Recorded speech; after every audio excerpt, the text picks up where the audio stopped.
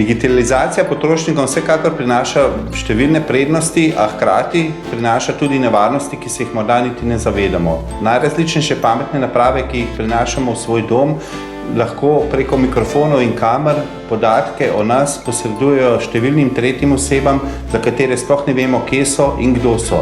Hkrati pa so številne brezplačne aplikacije vse prej kot brezplačne, saj jih zelo dobro plačamo s svojimi osebnimi podatki, ki so naš najdragocenejši osebni kapital, a se tega premalo zavedamo. Potrošniki se v digitalnem ali virtualnem svetu pomena varovanja svojih osebnih podatkov bistveno manj zavedamo kot v realnem svetu. Ozaveščenost sicer postopno z leti narašča, v Sloveniji celo nekoliko višja kot v povprečju Evropske unije, nikakor pa še ni zadovoljiva. Predstavljate si situacijo, da greste v trgovino, ker želite kupiti novo lučko. Prodajalec v zameno za lučko zahteva od vas prerez vašega telefona, konkretno 5 zadnjih SMS sporočil, ki jih imate na svojem telefonu. Najbrž boste rekli prodajalcu, to so najmanj moji osebni podatki, če ne celo osebni podatki seveda vseh ostalih, s katerimi sem komuniciral.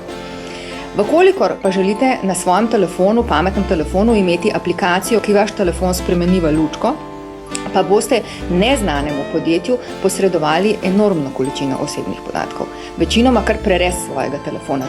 Digitalizacija v našo družbo prinaša številne prednosti in nove priložnosti, ne smemo pa pozabiti, da poleg tega prinaša tudi določena tveganja, ki jih nismo vajeni in na katere se moramo še prilagoditi.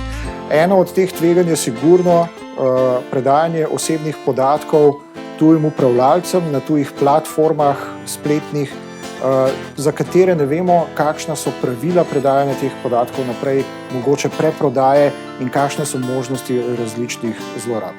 Nekateri strokovnjaki zato omenjajo tudi, da smo trenutno v nekakšni internetni fazi fevdalizma.